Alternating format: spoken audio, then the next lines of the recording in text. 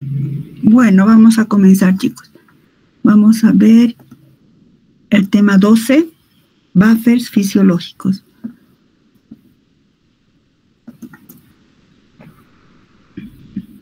Bueno, entonces, en esta práctica vamos a tocar un tema importante que son los buffers fisiológicos y vamos a ver una metodología para preparar buffers. Los objetivos al terminar este tema, ustedes tienen que estar capacitados para lo siguiente. Tienen que poder explicar la importancia bioquímica de los buffers. Tienen que fundamentar la base química del funcionamiento de los buffers en general y la base bioquímica de los buffers fisiológicos. Tienen que poder establecer los fundamentos que permitan determinar el intervalo de pH de amortiguación de una solución de buffer y aplicar una metodología para la preparación de buffers, fundamentando los cálculos necesarios para esta preparación, que debe ser además con mucha exactitud. Bueno, en la introducción veamos lo siguiente, o sea, los buffers, chicos, son sumamente importantes, no solamente in vitro, también tienen una enorme importancia, si no me quedo corta al decir que tienen una importancia vital a nivel fisiológico. Entonces, tanto in vitro como a nivel fisiológico son sumamente importantes. Ustedes recuerdan, los buffers o tampones son una mezcla, son soluciones, una mezcla de un ácido débil y la sal de ese ácido, o una mezcla de una base débil y la sal de ese ácido. Permítame. Perdón, chicos, un cachito, es un aviso de sus compañeras de grupo 313.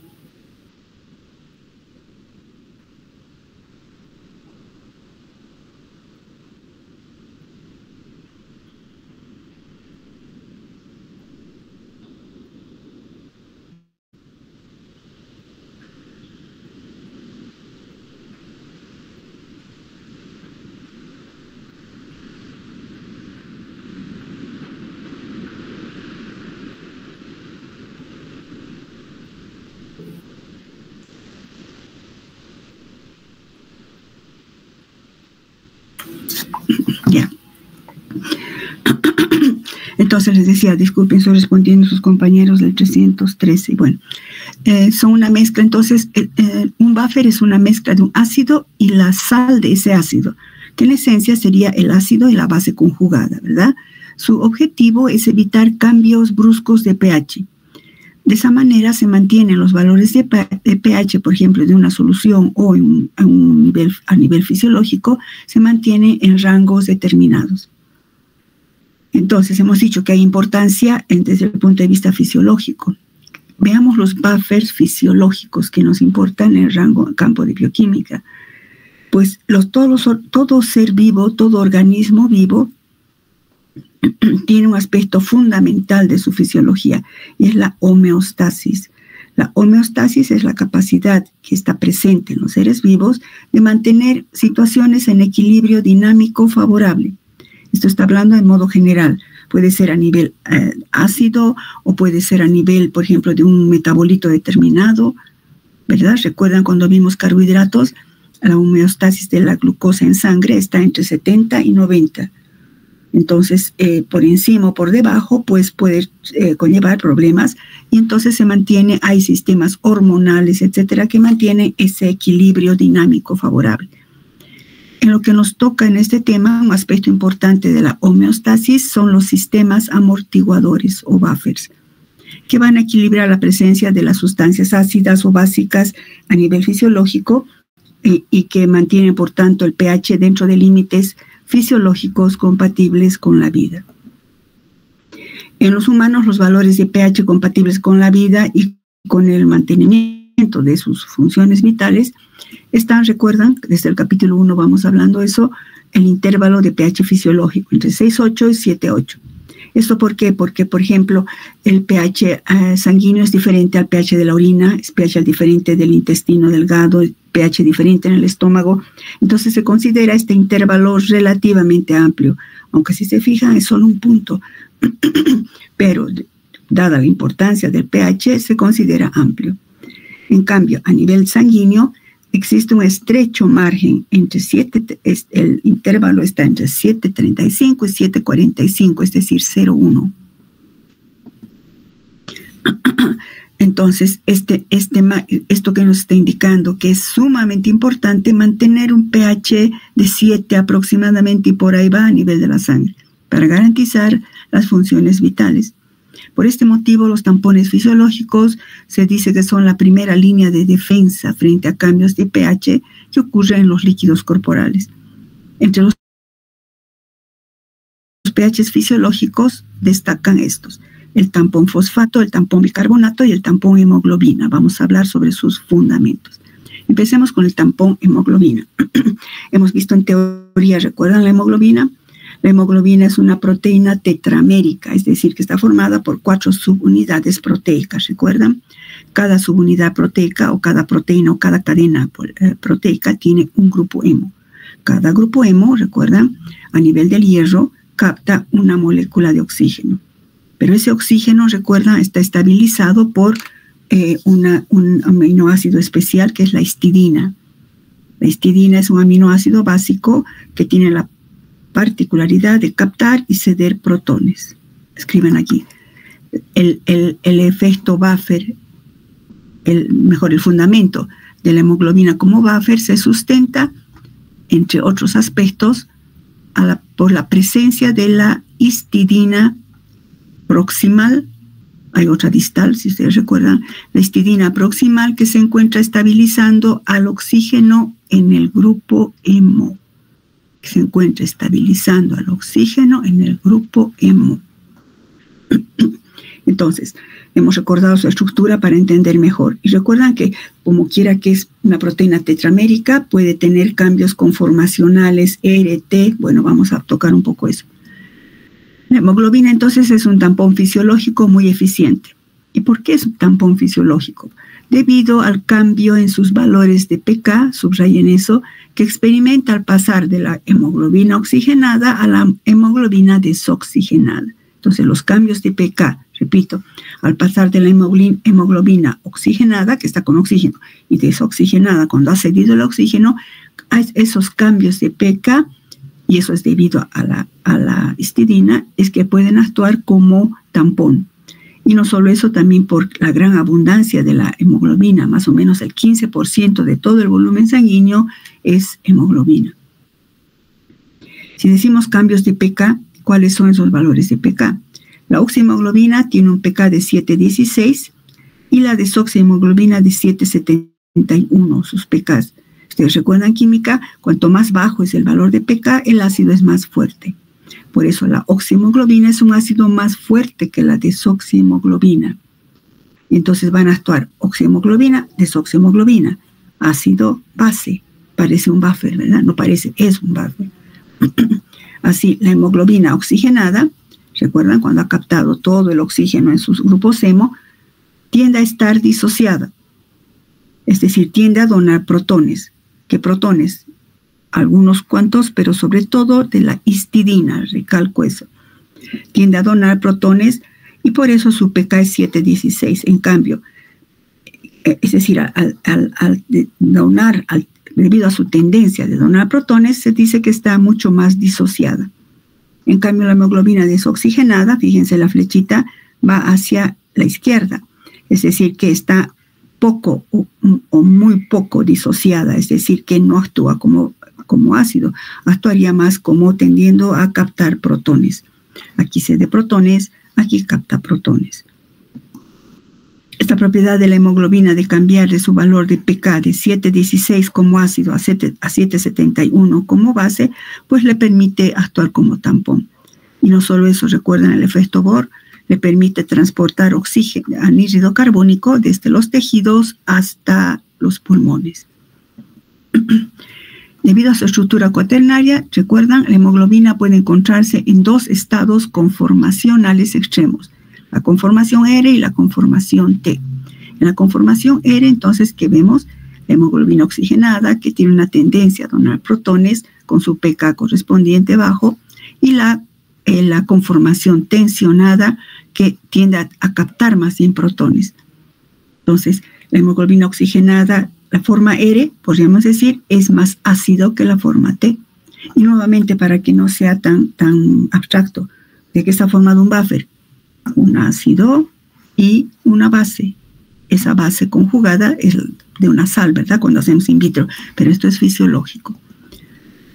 Entonces decimos que la conformación R es más ácida, tiene mayor tendencia a donar protones y liberar oxígeno, porque esa precisamente es la función de la hemoglobina, ¿recuerdan? Hemos visto curvas de disociación, que es un gráfico de tipo sigmoidal, ¿verdad? Tiende a donar oxígeno, no se lo agarra. En cambio, la mioglobina, ¿recuerdan? Se lo agarraba el oxígeno. Bueno. Y la forma tensionada, pues la conformación tensionada es menos ácida. Tiene poca tendencia a donar protones, más bien mayor tendencia a captar protones. Fíjense, es hacia la izquierda. ¿Quién es el responsable sobre todo de esto? Pues el aminoácido histidina, que en el caso de hablando de la conformación R, que tiende a donar protones, pues la conformación R que haría, la histidina que haría, donaría protones. En cambio, que haría la conformación T, captaría protones. Los conceptos de ácido y base y la composición de un buffer, pero en este caso fisiológico, ¿verdad? Bueno, vemos eso mismo en un gráfico, fíjense. Influencia del pH sobre la unión del dioxígeno a la hemoglobina. A pH ácido, fíjense, en los tejidos, ¿recuerdan? En los tejidos el pH es ácido, porque se está generando anhídrido carbónico por la reacción de glucosa más agua, está anhídrido carbónico más energía, ¿verdad? A pH ácido, fíjense, por ejemplo, a esta presión de 20 milímetros de mercurio, fíjense en mi cursor, el gráfico verde, pH ácido, está saturado un 18%, pero a la misma concentración subimos y a pH 7,4 está por los 40 y tantos %, ¿no? Bueno, entonces, así podemos decir, la hemoglobina retiene menos oxígeno cuanto más bajo es el pH. Y eso es lo que sucede en los tejidos. Llega a los tejidos y lo que hace es pasar de la forma R a la forma T, donando oxígeno, y la forma T tiende a captar protones, y de esa manera actúa como tampón. Otro tampón importante fisiológico es el tampón ácido carbónico bicarbonato. Como su nombre indica, está constituido por ácido carbónico y bicarbonato. El ácido y la sal, es decir, la base conjugada. Este es un importante tampón fisiológico, aunque uno diría el pK del ácido carbónico es 6,1. Está un poco alejado del pK 7,4 de la sangre, pero ¿por qué es tan importante? Pues sí, se vuelve muy importante. Vamos a ver de dónde surge este tampón en la sangre. Nadie lo coloca, es natural que aparece en la sangre, igual que la hemoglobina, obviamente. Cuando actúa como tampón el ácido carbónico y el bicarbonato, la relación bicarbonato-ácido carbónico es muy alta. ¿Qué quiero decir? Que a pH sanguíneo, en la sangre, hay 20 veces más bicarbonato que ácido carbónico. Por tanto, es un tampón eficiente cuando hay descensos de pH en la sangre, en caso de acidosis, ¿no? Cuando baja el pH. El origen, ¿de dónde surge este tampón natural? El origen y formación de este sistema se basa o deriva del CO2 o anhídrido carbónico que está en el plasma procedente del metabolismo celular. ¿Recuerdan? Hemos visto esto en teoría, cuando hemos hablado de la hemoglobina, que recuerdan el metabolismo celular, si hacemos alusión al metabolismo de la glucosa, recuerdan esa ecuación famosa, glucosa más oxígeno, que nos da 6 moléculas de anhídrido carbónico más 6 moléculas de agua más energía. Pues cuando un músculo, por ejemplo, está en constante ejercicio, o no siquiera ejercicio, pero caminando, haciendo una actividad normal, está consumiendo glucosa, porque necesita energía. Ustedes van a ver al año todas esas rutas metabólicas. Como producto del metabolismo celular, se genera anhídrido carbónico, eso se ve en las rutas. El anhídrido carbónico sale de los tejidos a la sangre y ocurre esto. Anhídrido carbónico más agua forma ácido carbónico. Pero el ácido carbónico no se queda así en la sangre. ¿Por qué? Porque el pK del ácido carbónico, bueno, 6,1 está aquí está 6,35. es menor a 7,4. Su pK es menor a 7,4, entonces es imposible pensar que va a estar así, que lo que le pasa se ioniza en bicarbonato más un protón. ¿Quién acelera esta reacción? Pues la anhidrasa carbónica, ¿recuerdan? La anhidrasa carbónica. Y se suma esto, en esencia diríamos que anhídrido carbónico más agua nos da bicarbonato más un protón. Entonces, de esta manera es que aparece en la sangre este tampón, ácido carbónico bicarbonato, ¿no?, relacionado con esta ecuación. Si se fijan acá, ¿verdad? De los tejidos sale, cuando se combina el anhídrido carbónico más agua, forma bicarbonato. El bicarbonato se disocia el ácido carbónico se disocia en bicarbonato más protones. O puede ocurrir el inverso cuando se exhala anhídrido carbónico en los pulmones. Otro tampón importante es el tampón fosfato. El grupo fosfato, recuerdan, este capítulo 1 les había dicho, el fósforo en forma de fosfatos o pirofosfatos o ATP está presente en muchos procesos biológicos. Si bien la mayoría de los grupos fosfato están en los carbohidratos como fosfoazúcares, están en los lípidos como fosfolípidos, están en los ácidos nucleicos, recuerdan, el DNA tiene fosfato, azúcar, fosfato en su esqueleto, están presentes en las proteínas, en las enzimas, fosforilando, desfosforilando. También, aparte de eso, hay una fracción de fosfato que está en la sangre. Entonces, a pH fisiológico, las especies de fosfato que podrían tamponar son estas. No puede ser ácido fosfórico. Aquí voy a adelantar un poquito. ¿A dónde está eso? Oh, caramba. Voy a adelantar porque esa diapositiva la voy a cambiar. Aquí. A nivel de la sangre, no está como ácido ortofosfórico y ácido, ortofosfórico y fosfato monobásico o dihidrógeno. No está así en la sangre. ¿Por qué? Porque cuando se ioniza el primer hidrógeno del ácido ortofosfórico, el pK de ese hidrógeno es 1,5, totalmente incompatible con el pH 7.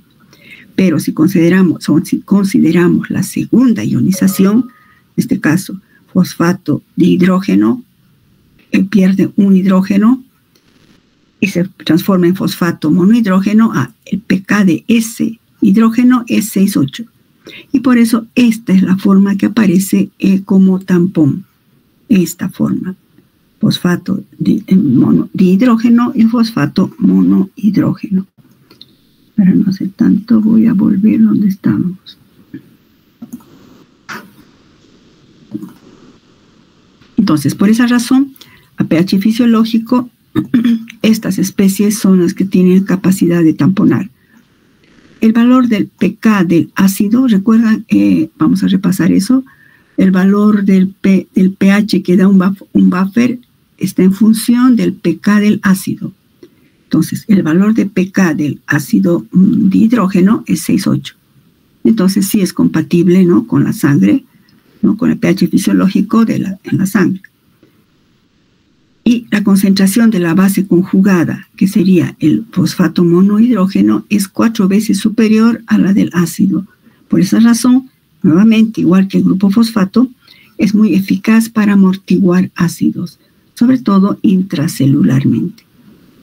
Es capaz de amortiguar cambios cuando desciende el pH, el tampón fosfato entra en acción para compensar y mantener el pH normal. ¿Por qué 4 veces? ¿Por qué 20 veces el bicarbonato? Vamos a ver más adelante. Entonces, para entender mejor, recordemos estas propiedades de los amortiguadores o buffers. Todo buffer preparado ya tiene un pH. Ese pH, el pH de una solución amortiguadora, depende de ¿qué? De la naturaleza del ácido débil que la integra. ¿Recuerdan? Ácido débil y su sal. Pues depende de la naturaleza de ese ácido, es decir, de su pK. Es decir, ¿quién va a condicionarme el pH de un buffer? Pues el pK del ácido. A su vez, el pH de una base, el pH de un tampón o un amortiguador depende de la proporción relativa entre la sal y el ácido. Eso es indiscutible. Depende de cuánto de sal y cuánto de ácido está. Eso condiciona también el pH al cual se va a llegar. Y también el pK, ¿no?, del ácido. Pero no depende de las concentraciones absolutas de sus componentes. Recuerden, depende de la proporción, no de las concentraciones absolutas. ¿Qué quiero decir con eso? Por ejemplo, un sistema amortiguador en el que tengan 2 molar de sal, 1 molar de ácido y que tenga un pH, por ejemplo, de 10. Si yo coloco en lugar de 2 molar de sal, 4 molar de sal y en lugar de 1 molar, 2 molar de sal, me va a dar el mismo pH. Por eso dice, el pH del sistema no depende de las concentraciones absolutas, de que depende de la proporción relativa entre la sal y el ácido. Para preparar soluciones buffer. La preparación de buffers constituye una tarea sumamente importante en laboratorios de bioquímica. Su utilización es sumamente importante cuando trabajamos con enzimas. No podríamos trabajar sin buffers cuando trabajamos con enzimas. Y no solo enzimas, también a todas aquellas biomoléculas que tienen propiedades eléctricas. Por ejemplo, aminoácidos, péptidos, proteínas, ácidos nucleicos. En todos hay que manejar buffers para mantener pHs constantes y garantizar la función de esas proteínas, enzimas o aminoácidos. Es cierto, chicos, que hay en la industria para comprar buffers, pero por lo general lo que sí hay muchos son esos buffers que son para calibrar pHímetros. Por ejemplo, buffer 7, buffer 4 y buffer 10, eso sí hay. Pero si ustedes están haciendo un trabajo de investigación, digamos, cuando hagan una tesis o en un posgrado o en cualquier momento, y necesitan un buffer 10 de 11, un buffer de 5, pues no es tan fácil conseguirlo. Entonces, ¿qué tienen que hacer? Tienen que prepararlo. Recordemos que los tampones son mezcla de ácidos débiles y sus sales. Para preparar un buffer debemos que seleccionar primero los componentes y considerar los siguientes factores. 1. Debemos hacer cálculos necesarios para su preparación que deben ser con exactitud. Debemos tomar en cuenta cuando escogemos un par, cuando digo par que estoy hablando, el ácido y su sal, que alguno de los componentes de ese buffer que no interfiera con el proceso de lo que estoy queriendo tamponar. También debemos considerar que el valor del pH que se obtiene en un determinado tampón depende, nuevamente recalco aquí, de la relación o proporción entre los dos componentes del tampón. También debemos considerar el cálculo de la relación de concentraciones entre ambos componentes para obtener el pH que estamos buscando. También debemos considerar esto que es importantísimo, bueno, todo es importante, pero esto se usa mucho en los cálculos. La concentración del tampón es expresada siempre como la suma de las concentraciones de ambos componentes. Por ejemplo, si la concentración del buffer es 1 molar, quiere decir que la suma de las concentraciones de los dos componentes, de la base conjugada y del ácido, me tiene que dar igual a 1 molar. Y esto influye mucho en los cálculos. Esto es sumamente importante. Por tanto, ¿cómo vamos a preparar una solución buffer? Pues acudimos a la famosa ecuación de Henderson y Hasselbalch. De esa manera vamos a realizar, con esto vamos a encontrar la concentración deseada, el volumen total. Entonces sabemos que esta es la ecuación de Henderson-Hasselbalch. Y en una parte experimental tendríamos preparación del buffer, balanza, pHímetro de alta sensibilidad, bureta, agitador magnético, etc. Nosotros vamos a hacer solo cálculos, chicos. Reactivos: fosfato monopotásico, o lo mismo que diríamos fosfato dihidrógeno, o fosfato dipotásico.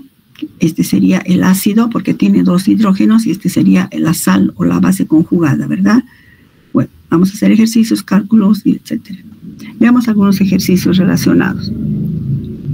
Explique por qué el buffer ácido carbónico bicarbonato, por qué en el buffer, ácido carbónico bicarbonato, la relación bicarbonato-ácido carbónico es muy alta, 20 a 1. ¿De dónde sale esto? Es lo que habíamos hablado anteriormente. Ahora lo vamos a demostrar. El pK del ácido carbónico es 6.1. El pH de la sangre 7.4. Si aplicamos la ecuación de Henderson-Hasselbalch y reemplazamos esos términos, el pH de la sangre 7.4, el pK 6.1. Entonces, aquí, ¿qué es lo que quiero saber? ¿De dónde sale que esto es, este numerador es 20 veces más? Si resolvemos esto, ¿verdad? Tendríamos que esto me da 1.3. Logaritmo de esto, saco el antilogaritmo, que ustedes saben, poner 10 a la X este número, y nos da 19.95, es decir, casi 20. Concentración del bicarbonato es 20 veces más que del ácido carbónico. Por eso es un buen tampón para neutralizar cuando baja el pH, ¿no? Cuando el pH tiende a volverse ácido. El bicarbonato neutraliza. Otro ejercicio que habíamos hablado respecto al fosfato. Explique por qué el buffer fosfato dipotásico, fosfato monopotásico, que está en la sangre, la relación es aproximadamente 4:1. Nuevamente, hay 4 veces más del grupo del fosfato de la base conjugada más que del ácido. El fosfato, perdón.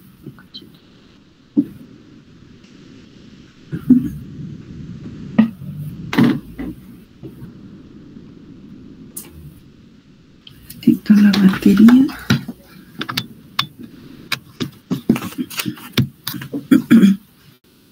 Ya.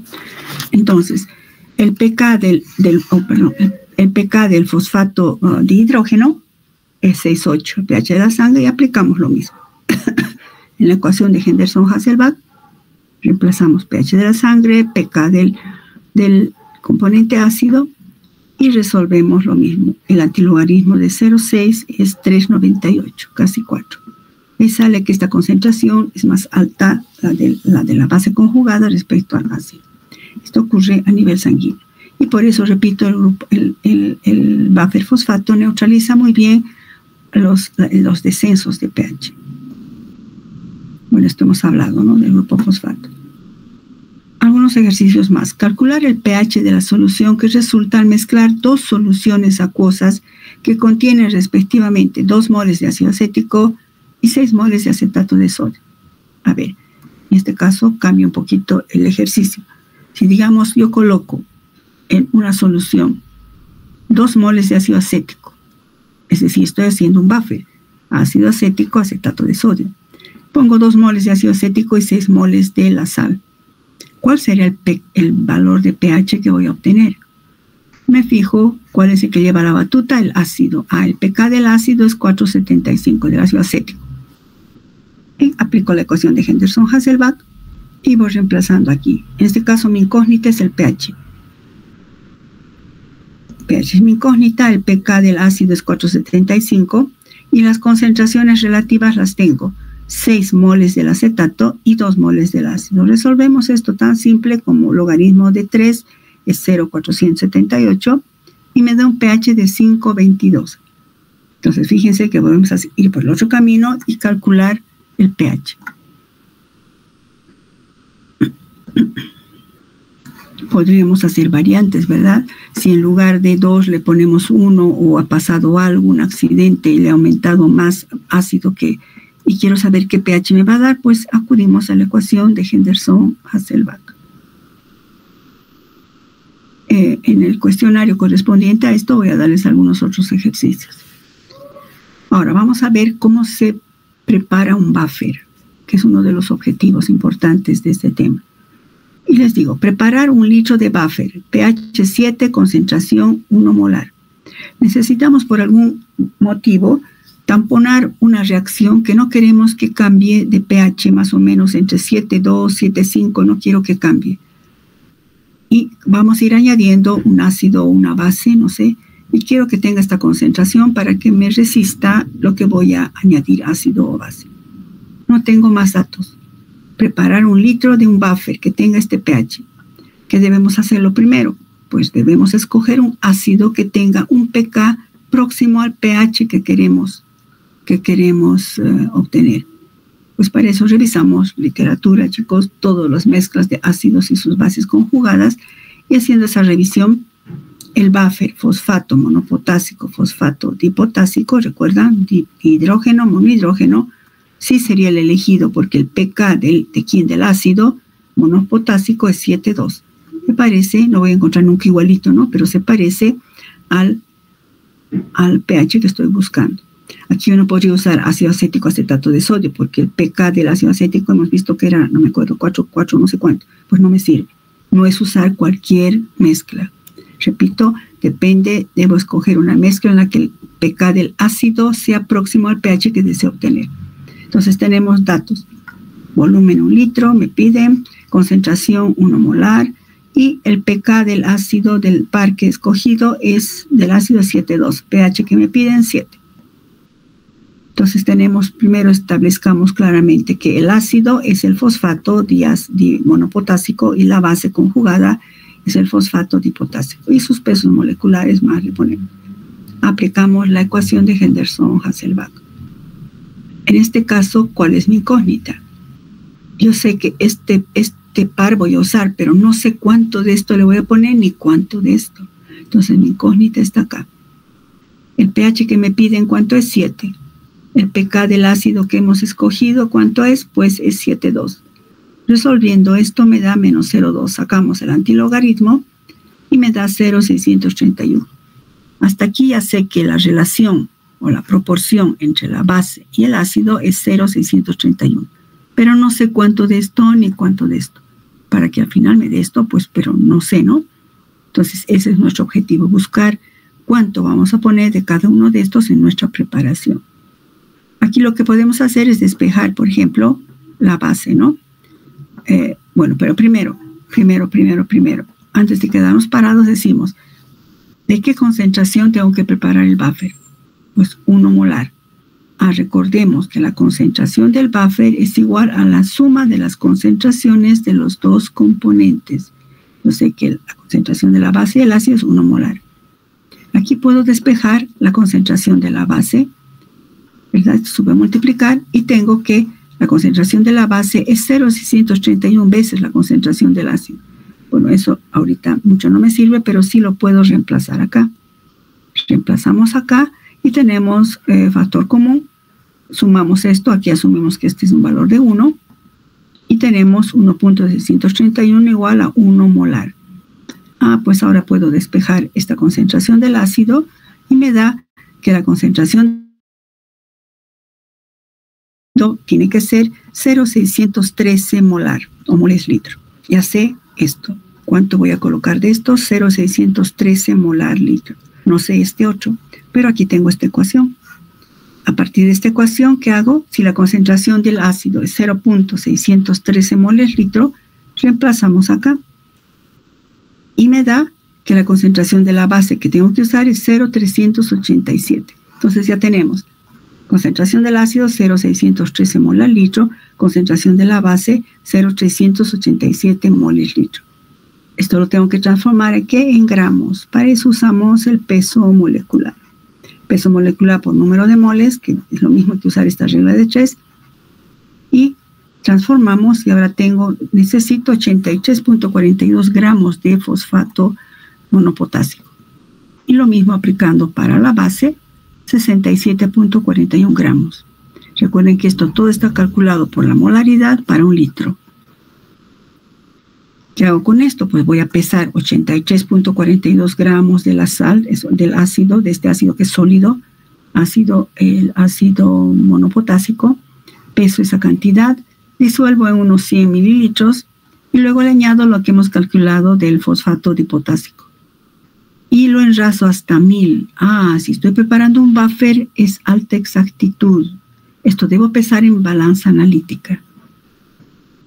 Entonces, voy a usar un matraz de 1000, un matraz aforado de 1000. Entonces aquí le voy a poner un poquito de agüita, voy a pesar esto, lo voy a echar con mucho cuidado o puedo disolver en un vasito, mejor si es sólido siempre en un vasito, y lo echo y lavo el vasito varias veces.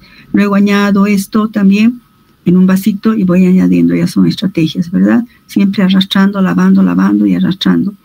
Y luego cuando estemos por acá, ¿qué hacemos? Enrasamos hasta 1000. Mezclamos. Así tendremos un buffer de fosfato monopotásico y fosfato dipotásico con un pH de 7. ¿Cuál es su concentración? 1 molar. Pero no se puede quedar acá. Inmediatamente lo pasamos a un frasco de plástico. Siempre se guardan los buffers en frascos de plástico denso. Cuando digo denso es que tienen que ser opaco. Por ejemplo, los frascos del yogur, ¿no? Esos de la lavandina, esos son plástico denso. Bueno, pues se pone en un frasco nuevo, ¿no? No quiero decir que usan de lavandina. En un frasco de plástico denso y se etiqueta. Buffer, fosfato monopotásico, dipotásico, pH 7, concentración 1 molar. Preparado por Juanito Pérez, Cochabamba, 10 de septiembre del 2025. Así se etiqueta el frasco. Bueno, esto es todo respecto a buffers, chicos. En gran parte ha sido un repaso, pero vamos a aplicar buffers también en enzimología, chicos. Por eso es importante que ustedes sepan hacer los cálculos.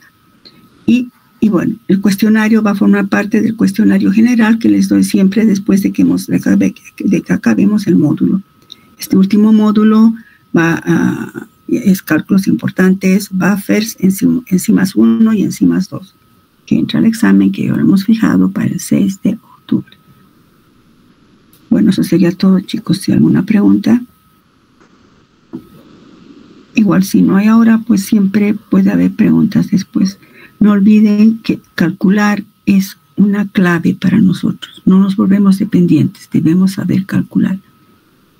Esta metodología me parece muy, muy asequible, muy bonita, que pueden preparar ustedes con cualquier buffer. Obviamente tienen que escoger el par y pueden preparar 0,5 molar, 0,1 molar, pueden preparar 500 ml, 250 ml, lo que sea. Se ajusta para cualquier necesidad. Bueno, no se retiren, chicos, voy a registrar lista.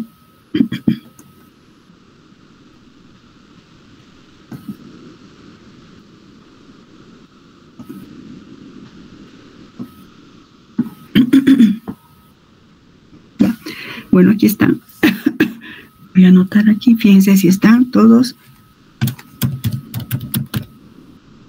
Hoy día es 10.